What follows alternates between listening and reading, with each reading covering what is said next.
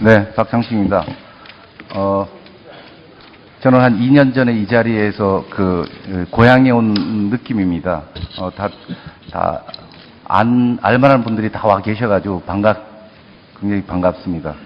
먼저 어떤 컨텐츠라는 게 또 다른 어떤 대한민국을 만드는데 앞장서 가는 길이 아닌가, 이런 생각이 듭니다.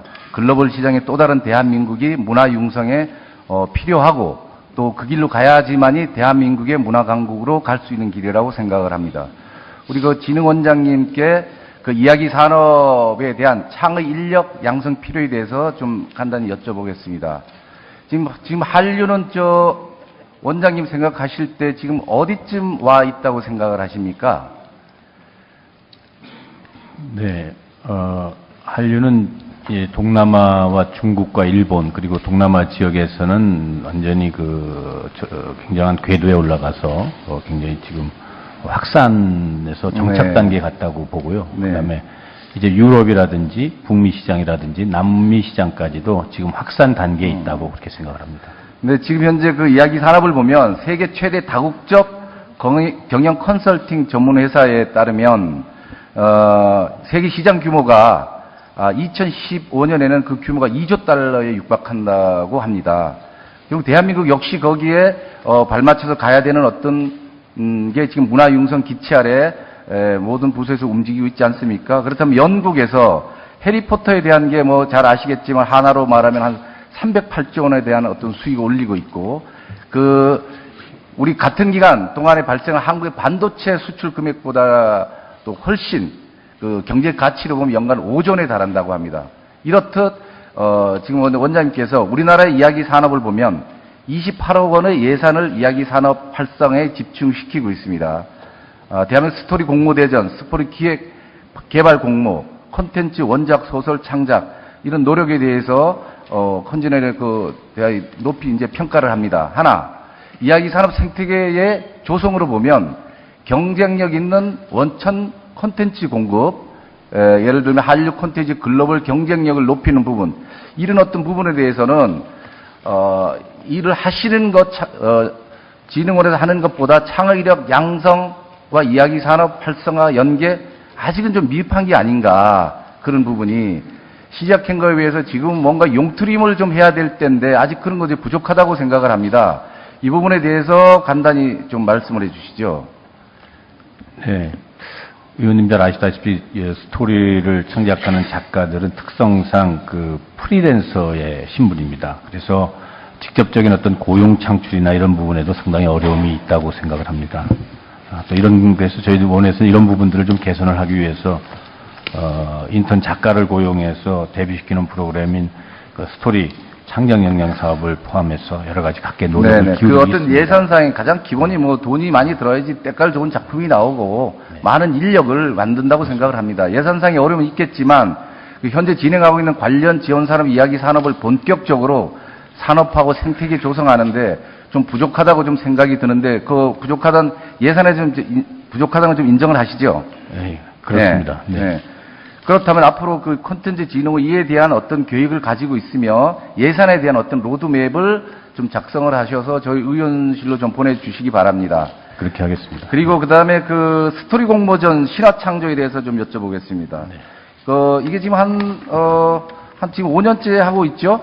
5년? 예, 그렇습니다. 예, 5년째 하고 있는데 스토리 공모대전을 보면 수상작들이 영화나 드라마나 게임 등등 많이 있습니다. 하나, 지금 5년 동안 들어간 예산에 비해서 현실적으로 영화 제작이 되거나 드라마 제작이 되거나 이런 게 혁혁한 공을 세운 게 없습니다. 그리고 거기에 들어간 어떤 인력, 작가들을 많이 배출은 했지만 기성 작가들이 대다수고 신인 작가들보다는 이런 부분에 대해서는 신화 창조가 오히려 좀 거꾸로 가는 게 아닌가, 이런 부분이 듭니다. 거기에 대해서 간단히 말씀을 해 주시죠. 올해도 하고 계시죠? 예. 예. 지금까지 이제 2009년부터 사업을 해서 59편이 수상작으로 선정이 됐습니다. 그 중에서 한 49% 정도가 사업화가 돼서 사업화율이 그렇게 낮은 것은 아닙니다. 또 이것이 완성된 다음에 사업화가 한 3년에서 5년까지 길게는 걸리기 때문에 지금 현재 있는 작품들도 사업화를 모색을 하고 있습니다만은 지금 의원님 말씀대로 새로운 신규 작가가 수상을 하거나 이런 부분들은 의원님 말씀대로 좀 적은 게 사실입니다. 네네네. 근데 그들을 좀 인센티브를 좀 주든지 해서 네. 그들을 좀 적극적으로 육성하는 데 힘을 쓰겠습니다. 예, 그 제작 지원이 해마다 좀 줄어드는 부분이 있어요. 방송 영상 콘텐츠 지원을 보면, 2010년에 61억, 그 다음에 50억, 2012년에 35억, 13년에 역시 35억, 2014년 내는 한 31억, 점점 줄고 있습니다. 어떻게 보면, 이런 어떤 지원이라는 게, 진흥원에서 어떤 사업하는 게 앞으로 가능성이 있고 이런 부분에 지원을 해야 되는 거 아니겠습니까? 예를 들면 영화나 드라마를 보면 어떤 작품을 선정할 때 진흥이라는 게 결국 진흥 사업이라는 게 일반 민간이나 이런 데서 하지 못하는 거를 모험을 하고 어떻게 보면 글로벌 시장에 경쟁을 할 수 있고 가능성이 있는 거를 해야 되는 게 진흥 사업이라고 저는 생각을 합니다. 그런데 근자에 보면 드라마 공모를 하나 보면 유명 배우와 한류 스타와 한류 작가와 한류 배우가 있는 작품에 지원을 하고 있는 거죠.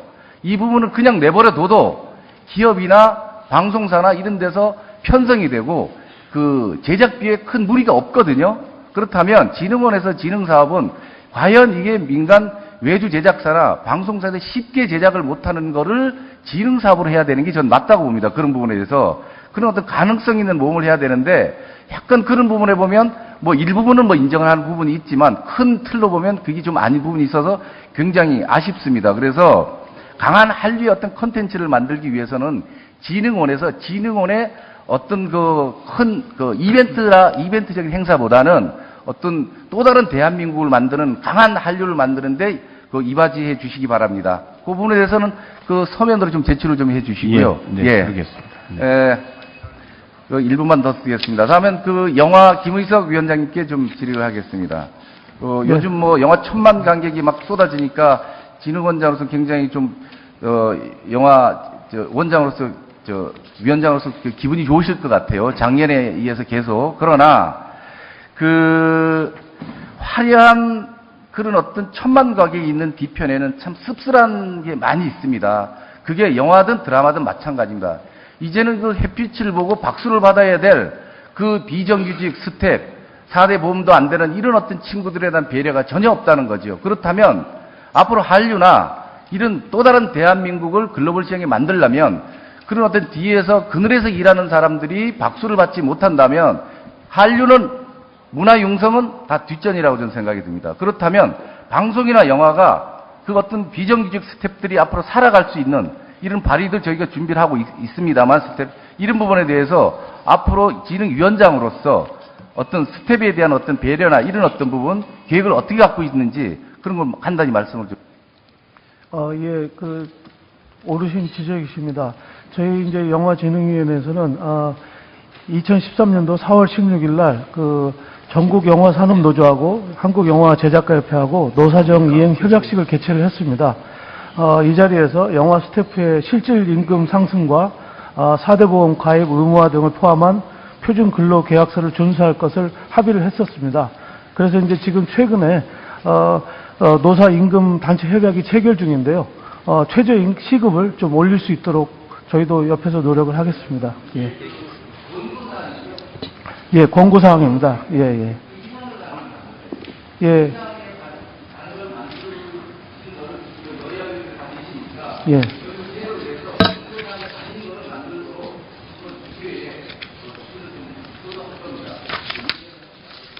예, 잘 알겠습니다. 예.